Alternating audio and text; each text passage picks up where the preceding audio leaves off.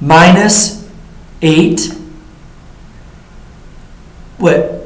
plus 1, right?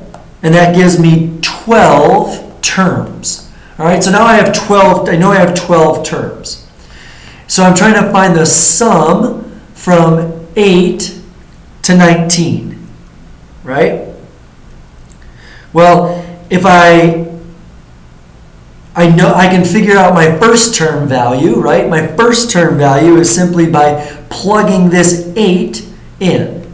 So A1 would be 2 times 8 minus 1, right?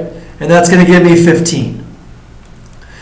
Well, if I'm going to go and try and find the sum of the first 12 terms, I'm going to need to know that last term value.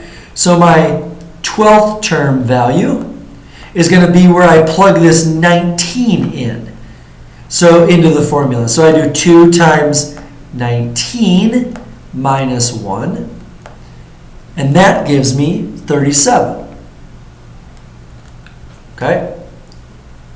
Now I look at my summation formulas, and I can say, well, the sum of the first, we know that we have 12 terms. Sum of the first 12 terms is going to equal 12 over 2 times my first term value, which is 15,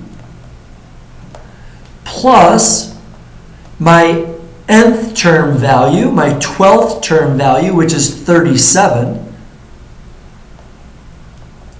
And when we do this, we end up getting the sum to be equal to 312.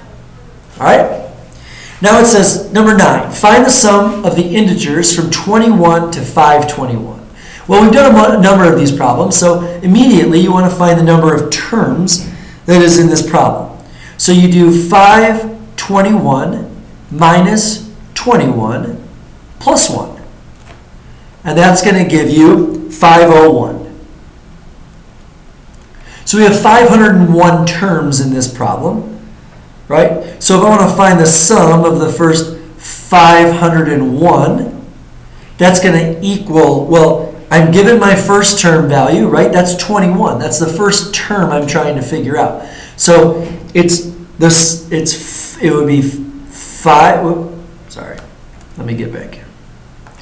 It would be 501 over 2, so n over 2, times my first term value, which is 21, plus my last term value, or my nth term value, my 501st term, which would be 521.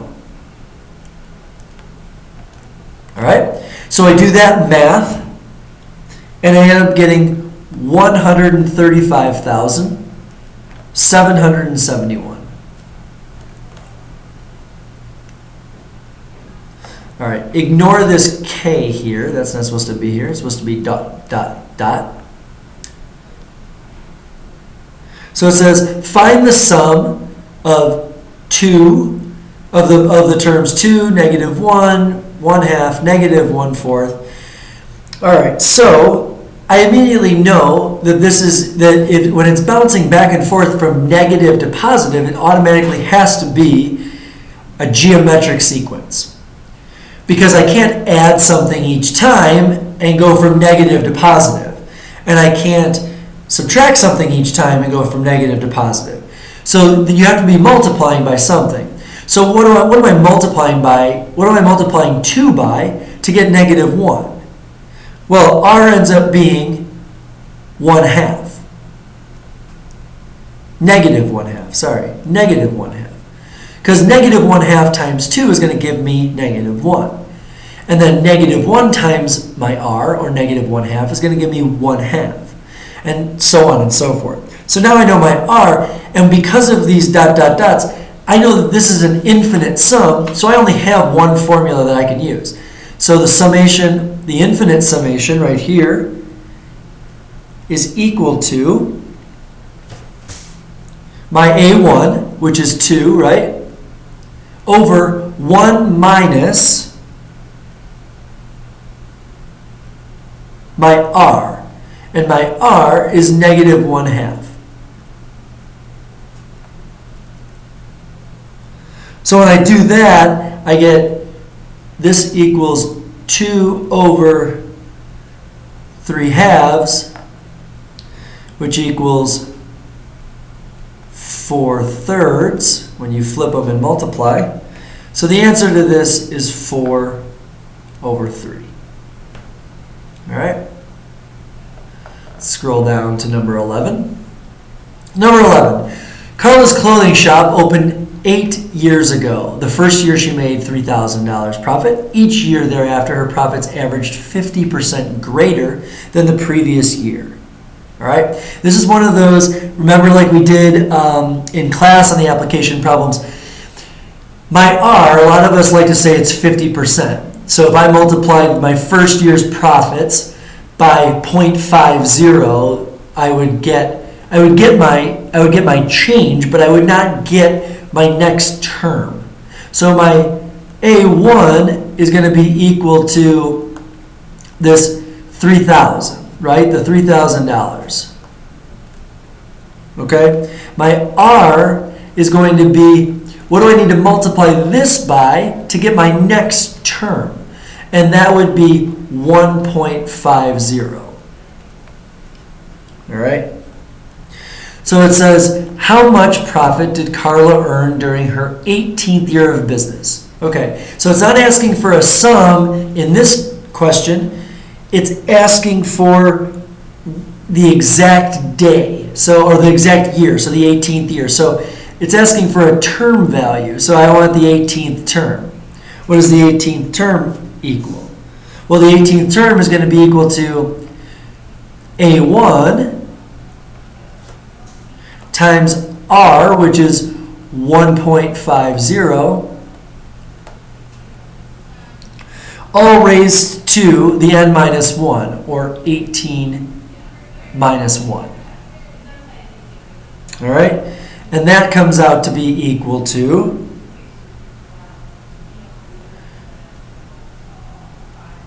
$2,955,780.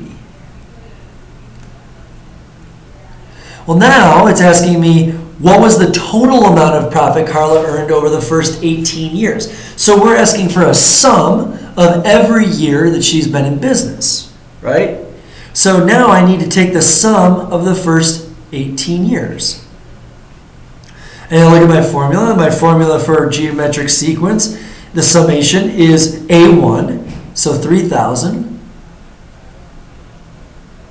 times 1 minus my R, which is 1.5, to the n, and my n is 18, all over 1 minus my R, which is 1.5. So when I solve for that, this equals 8,861,350. All right, let's move on to number 12. The Drury Lane Theater has 25 seats in the first row and 30 rows in all. Each successive row contains one additional seat. How many seats are in the theater? Well, right away we know this is an arithmetic sequence because each time you're adding an additional row. You're not multiplying by anything, you're adding a row. So my A1 is going to be equal to 25. My D is going to be equal to 1, right? And it says, how many seats are in the theater? Well, the theater has 30 rows, right?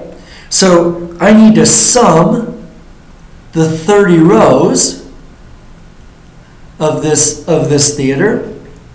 So my n is 30 over 2 times 2 times my A1. My A1 is 25. plus my n minus 1, which is 30 minus 1, all times my d, and my d is 1. This is just from the formulas that you're given. And when you do this math, you have 1,185 seeds.